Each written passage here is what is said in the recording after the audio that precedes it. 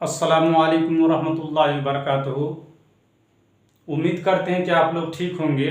ये जो वीडियो है ये उर्दू जो बच्चा पढ़ाई कर रहे हैं, चाहे किसी भी क्लास के अंदर वो हैं और आप पढ़ाई कर रहे हैं, तो ये उर्दू ग्रामर है और सभी के लिए सीखना, ये बेसिक से शुरुआत से सभी के लिए सीखना ज़रूरी है। ये नहीं देखेंगे तो आपको अच्छी तरह उर्दू बोलने का नियम और तरीका होता वह नहीं हो पाएगा और आगे चल के आप एग्ज़ाम अगर देंगे तो उसके अंदर आप फंस जाइएगा। हाँ, इसके बगैर आप उर्दू बोलना सीख सकते हैं, किसी से बात करना सीख सकते हैं और चाहते हैं कि कोई एग्ज़ाम दे के हम एग्ज़ाम के अंदर नंबर हासिल कर ले, कोई आला मकाम हासिल कर ले, तो ये नहीं हो सकता इसके बगैर। ये उर्दू ग्रामर है, उर्दू पढ़ने का एक नियम है। देख लीजिए अच्छी तरह। उर्दू कवायद, इल्म हिज्जा, उर्दू जुबान के कवायद का बयान आसान लफ्जों में। यानी उर्दू ग्रामर को उर्दू में उर्दू कवायद कहा जाता है। क्या कहता है? उर्दू कवायद। हर जुबान को दुरुस्त तरीके से सीखने, बोलने, लिखने और पढ़ने के कुछ उसूल और कवानीन होते हैं। आप दुनिया के अंदर उठा के किताब देख लीजिए, कोई सा भी जुबान होगा तो उसके पढ़ने का एक नियम और तरीका होगा और ये उर्दू पढ़ने का नियम और तरीका है। देख लीजिए, कवानीन को कवायद कहा जाता है। कवानीन को क्या कहते हैं? कवायद कहा जाता है।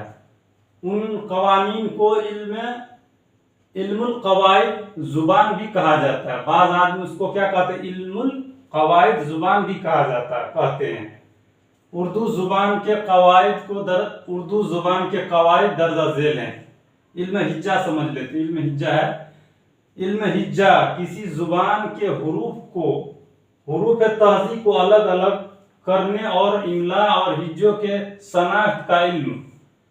क्या शनाख्त का? यानी कोई भी भाषा होगा, किसी न किसी लिपि में, किसी न किसी लैंग्वेज में लिखा जाएगा, किसी न किसी रस्मुल खत में लिखा जाएगा। ये उर्दू जो है, उर्दू ये अरबी और फारसी रस्मुल खत में लिखा जाता है। यानी उर्दू जो है, पूछे आपसे कि किस लिपि में लिखा जाता है, तो फारसी और अरबी लिपि में लिखा जाता है और ये उसकी शनाख्त है। ये शक्ल जो बयान की जाती है, मान लीजिए बोलने के लिए इंसान कुछ बोलता है, कहेगा उसको लिख के लो, तो उस आवाज़ को क्या किया जाता है? लिखा जाता है। उस आवाज़ को लिखा जाता है जो नज़र से हम देखते हैं और नज़र से देखते हैं, और जो पढ़ा लिखा नहीं तो खैर वो नहीं समझेगा, और जो हर्फ को जानते हो देखेगा तो वो क्या होगा? किसी न किसी लिपि में लिखा जाएगा, किसी न किसी रस्मुल खत में लिखा जाएगा। उर्दू, अरबी और फारसी रस्मुल खत में लिखा जाता है। देख लीजिए यहां से, हुरूफ अबजद। हुरूफ अबजद किसको कहते हैं? हर जुबान के कुछ तहरीर, एलामात और निशानात पर मुश्तमिल होती है। कुछ निशाना, हर क्या कहने का मकसद यह है कि हर जुबान किसी न किसी शक्ल पर क्या होगा?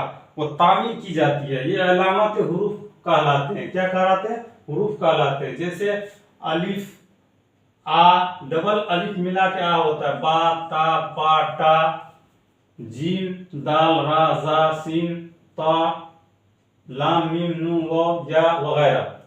हुरूफ के मजमुआ को अबजद कहते हैं। अबजद आपसे पूछा जाए अबजद किसको कहते हैं, तो हुरूफ के मजमुआ को क्या कहते हैं? अबजद कहते हैं।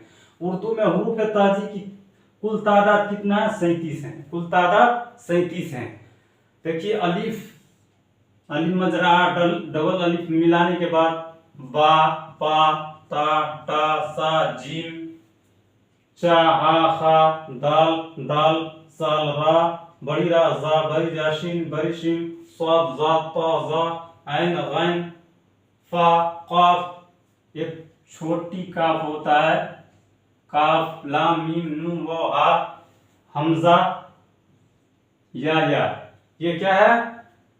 ये उर्दू जुबान के जो जितने भी हर्फ होते हैं, जिसके अंदर रस्मुल खत लिखी जाती है, वो सारी जुबान है। और उसके अलावा एक होता है, जैसे बा में लगता है भे, हैं, पे में लगता है फे। इसको अगले वीडियो में बताएंगे आपको। ये इतना समझ लीजिए कि हुरूफ अबजद किसको कहते हैं? हुरूफ अबजद बहुत सारे मजमुआ को मिलाकर, बहुत सारे हरफ को इकट्ठा करके जो लिखा जाए उसी को क्या कहते हैं, अबजद कहते हैं। यहाँ लिखा हरूफ के मजमुआ को क्या कहते हैं, अबजद कहते हैं। और ये क्या हरूफ तहजी है, अलिफ से लेके या तक के जितने भी हर्फ हैं, अलिफ से लेके या तक के जितने भी हर्फ है क्या है, हरूफ तहजी है। ये हरूफ तहजी की बयान थी।